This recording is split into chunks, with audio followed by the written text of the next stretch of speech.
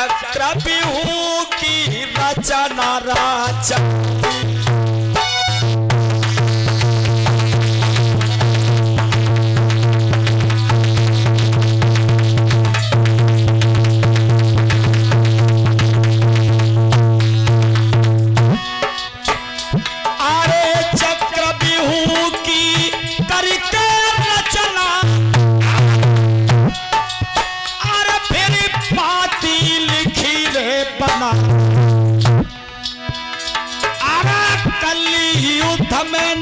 पांडव आभई फिर से लला हो परवार।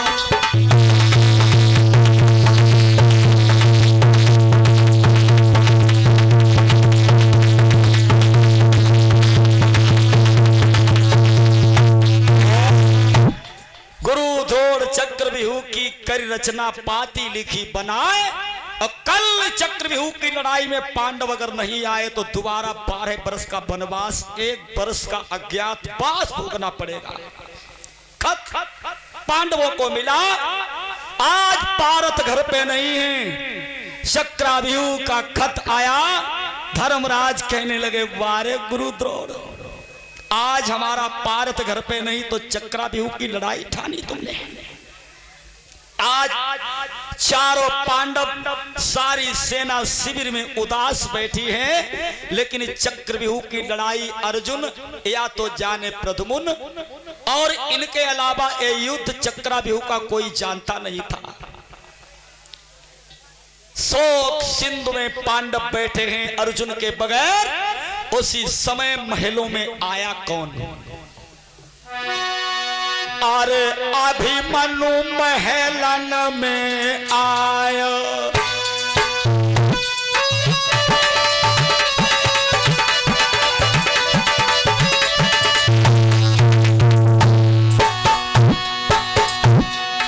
अरे अभिमन्यु महलन में आया।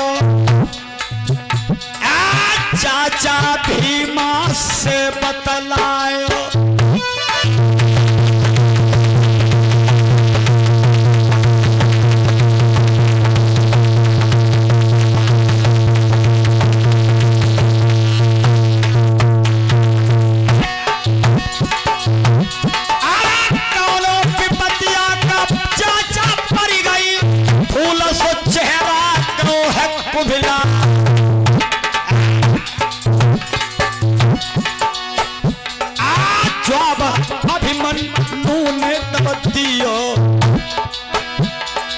चाचा भीम देव समझा।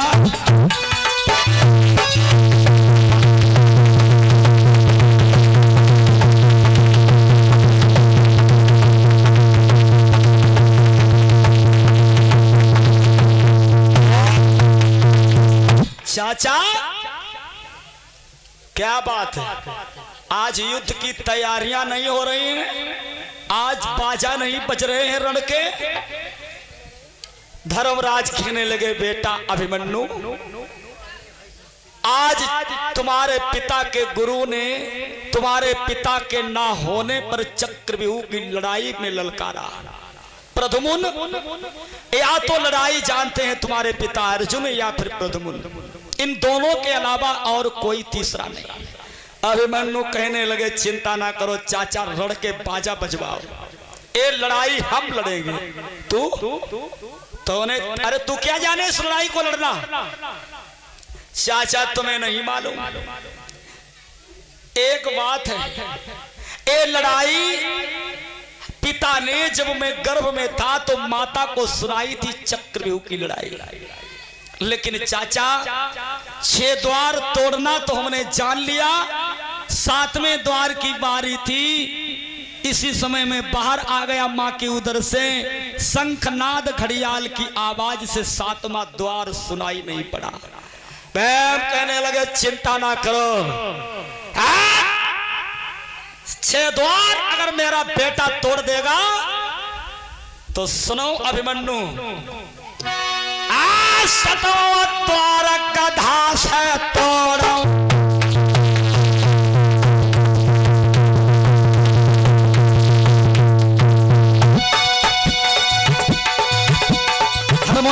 आवाज बढ़ा दो भैया। कधा से तोड़ा तोड़ा गुरु को सरहम थोड़ा। अरे चिंता मत जियरा में करिए तोरा साथ मोते बाजा बाजन लागे बड़े बड़े पीर भय है तैयार।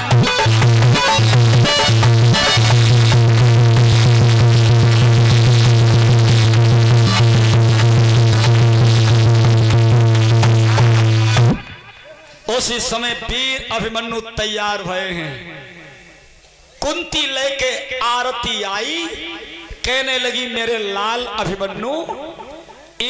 देखिए सुनिए, पहले की माताएं ऐसी थी, दादी माँ आरती लेके आई अपने बेटा अभिमन्यु, बेटा के पुत्र से आरती उतार रही है। मेरे लाल कुरुक्षेत्र में जाना, तुम्हारे पिता नहीं है तो क्या, कदम पीछे को मत हटाना। अभिमन्यु कहने लगे चिंता ना करो दादी माँ, सुनो मेरी बात। अरे पहलो मेरो समर शुरू को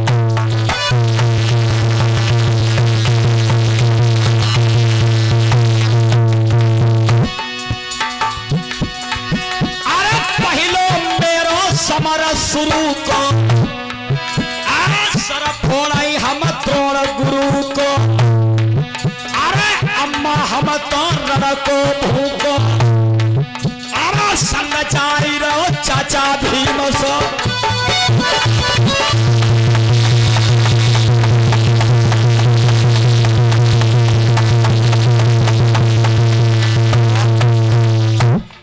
दादी अम्मा में रण को भूको और सर फोड़ू में द्रोण गुरु को। दादी माँ मैं तो रण को भूको, संग में जाए रो चचा भीम सो। उसी समय क्या किया मैया कुंती ने, अरे हल्दी दही लगाई तिलक हाई चंदन चढ़वाओ।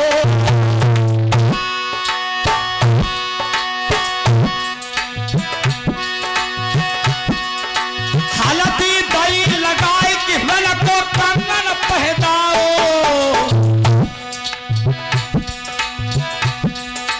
रण के बाजा बजे शोर संसार में अब छाओ। कि बाना केसरिया पहनो, कि बाना केसरिया पहनो। रण को कंगन बांधी आरती कुंती ने की।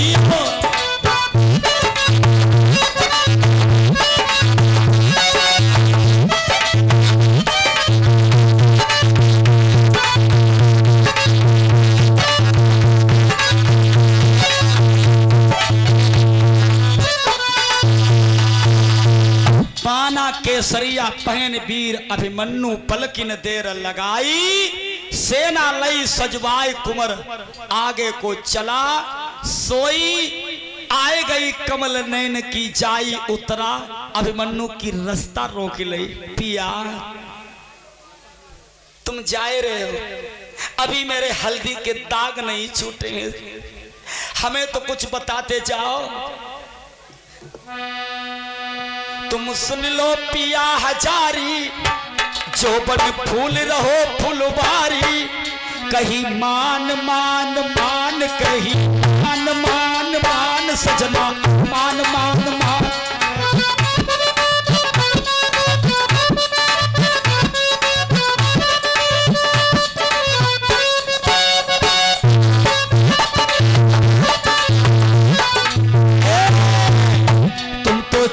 पिया हजारी, जो बन फूल रहो फुलवारी। मेरी हो जाएगी हर ख्वारी। कही मान मान मान सही, मान मान मान मान मान।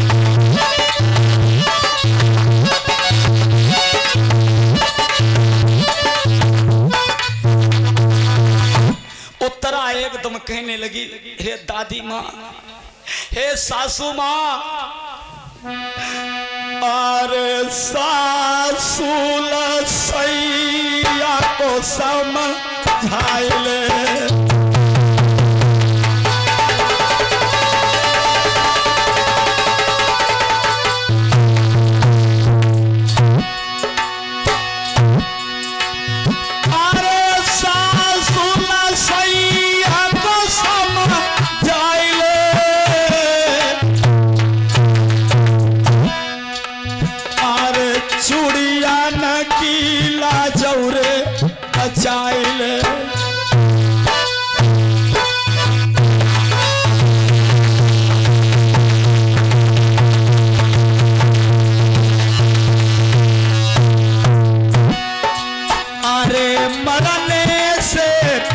कौपा चाइले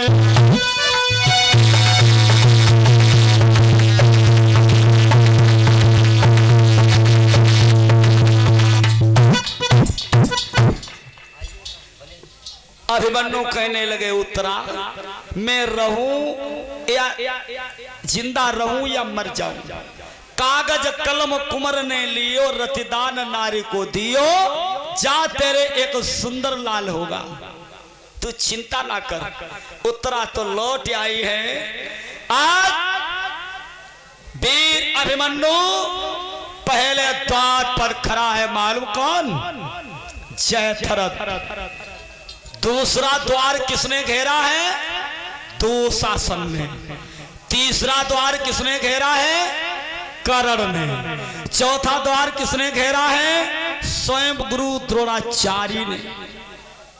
पचाए द्वार पर कौन खड़े हैं? दुर्योधन के पुत्र लक्ष्मण। छठे द्वार पर स्वयं कुरपत खड़ा है, कुरपत। साथ में द्वार पर ऐसी सेना चारों तरफ से लगी जिसका कोई तोड़ नहीं।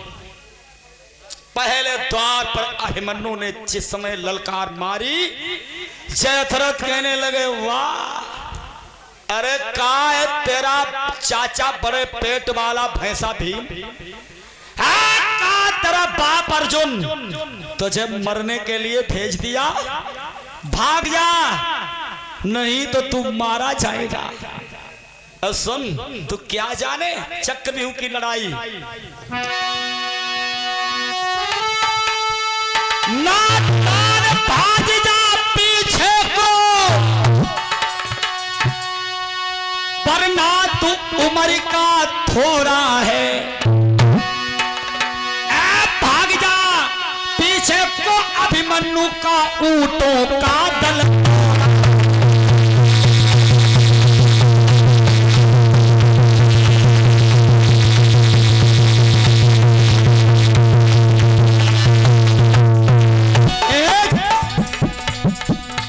भाग जा पीछे को।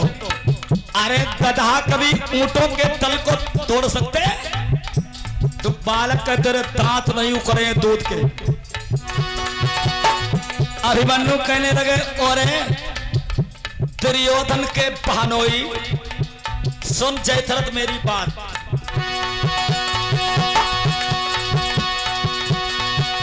सावधान हो जा हम तुझे मारने आए। बिहू तोड़ के जाएंगे हम बिहू तोड़ने आए हैं।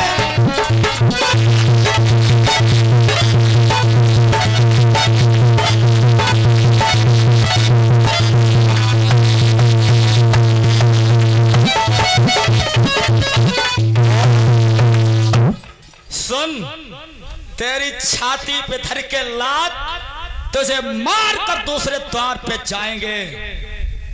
वाह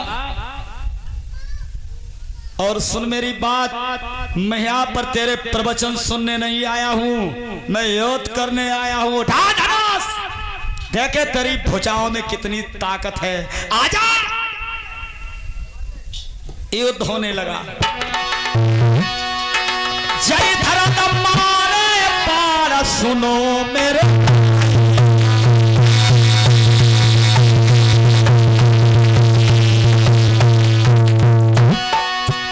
महाराज कुमार ने काट के पे गिरा।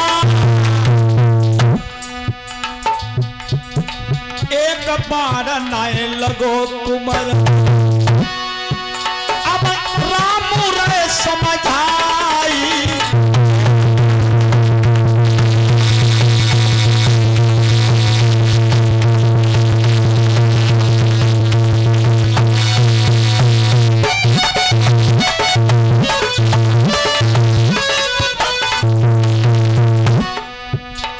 धरी रोदा पे पार कुमर ने जयद्रथ के धरी मारो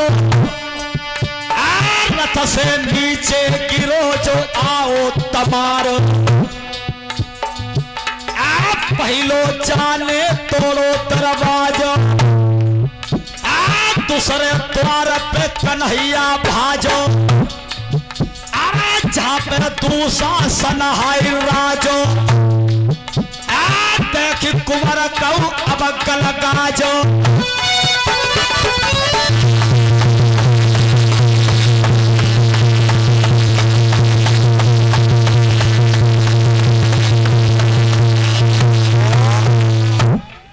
पहलो कुंवर ने तोड़ो दरवाजो जयद्रथ ने अभिमन्यु का एक बार नहीं सहन कर पाया एक ही बार में अभिमन्यु ने जयद्रथ को चित्त दूसरे द्वार पे दुशासन देख के गलगाजा अभिमन्यु कहने लगे क्यों तू भी ऊंट की तरह बलबला रहा है दुशासन कहने लगा तेरे ऊपर हमें दया आ रही है और हमारा युद्ध तो तेरे चाचा भैंसा भीम से ही बनता है वही हमारा जोड़ दे पाता है तेरे तो दांत दूध के नहीं उखरे भाग जा बेमौत मारा जाएगा अभिमन्यु कहने लगे अरे नीच दुशासन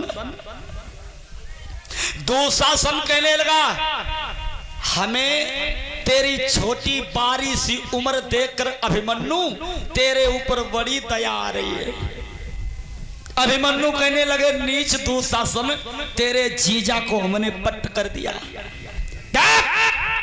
अपने जीजा को पीछे वो कैसे लटका लारी डाल रहा है और तू कह रहा है हमें दया आ रही है अरे दया शब्द तो तेरे खानदान में है ही नहीं आज तुझे दया आ रही है और उस दिन एक दया कहां गई थी अरे नीच मेरी बात सुन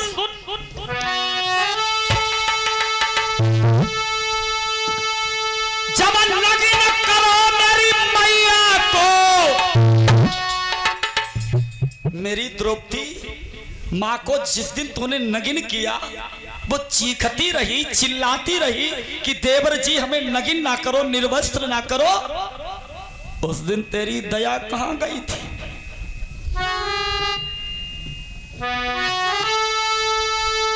नगिन करो मेरी मैया को अरे बादिना दया नहीं आई थी आज जवान सामने आई गो अब दया की दई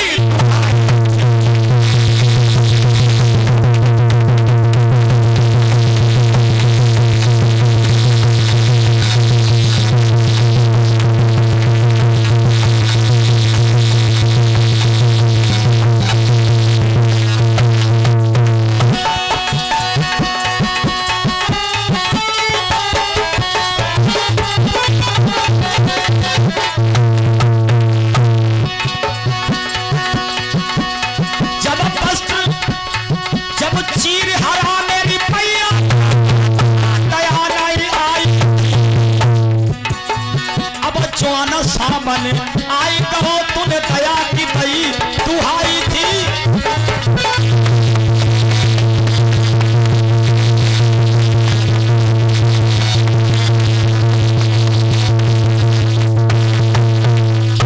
क्यों मेरी अम्मा की साड़ी खींची रोती रही तब तुझे दया नहीं आई अब जवान सामने आ गया तो तुझे दया आ रही है अरे ऐसा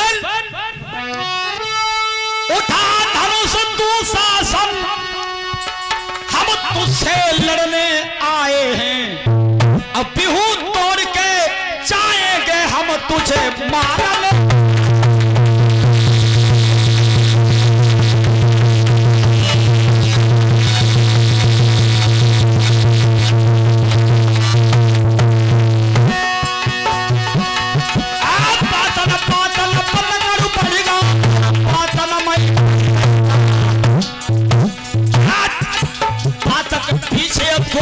चली गई चंद बची तलवार।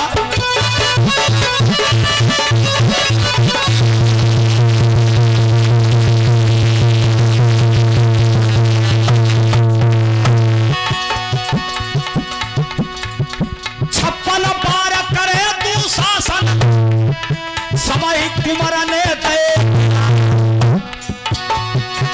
भाला मारो अभिमन्यु ने मूर्छित दुशासन गिरी जाए।